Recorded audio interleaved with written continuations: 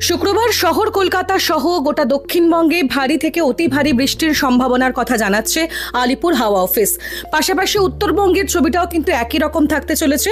ভারী বৃষ্টিপাতের পূর্বাভাস রয়েছে মালদা, কোচবিহার সহ একাধিক জেলায়। ইতিমধ্যে আলিপুর আবহাওয়া দপ্তরের তরফ থেকে যেমনটা জানানো হয়েছে যে বঙ্গোপসাগরের উপর যে নিম্নচাপ তা শুক্রবার গাঙ্গেয় পশ্চিমবঙ্গ পেরিয়ে ঝাড়খণ্ডের দিকে সরে যাচ্ছে। তার ফলেই কলকাতা সহ দক্ষিণবঙ্গে দফায় দফায় বৃষ্টি হবে। তার পাশাপাশি উপকূল এবং পশ্চিমাঞ্চলের জেলাগুলিতে বৃষ্টির দাপট বেশি দেখা দিতে পারে।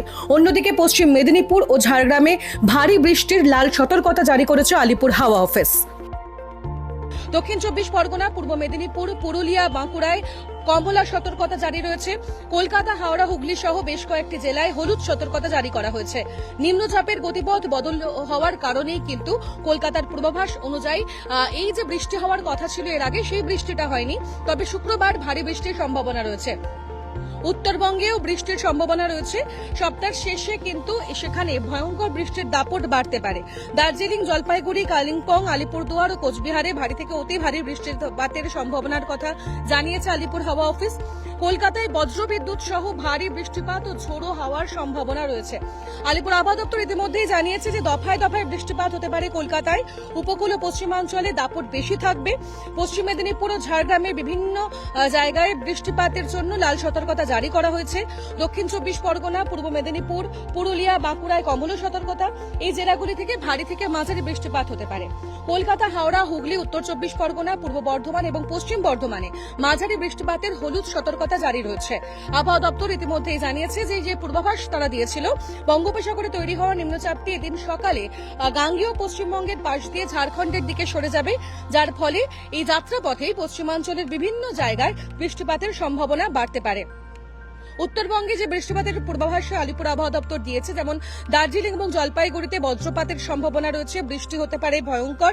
তার পাশাপাশি ঝোড়ো হাওয়া বইতে পারে বলে সতর্কতা রয়েছে।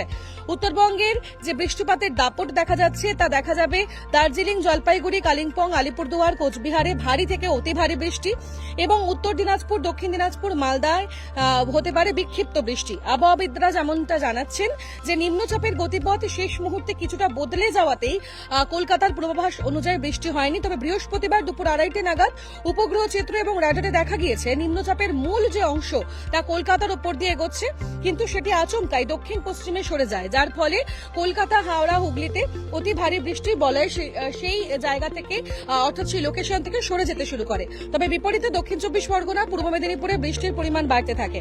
তবে এই নিম্নচাপ কলকাতার খুব কাছ দিয়ে অতিক্রম করার জন্য বজ্রবিদ্যুৎ সহ ভারী বৃষ্টির সম্ভাবনা রয়েছে এবং নিম্নচাপের গতিপথে একেবারে কাছে থাকায় কলকাতার বৃষ্টিপাতের সম্ভাবনা রয়েছে ভারী থেকে অতি ভারী বৃষ্টি।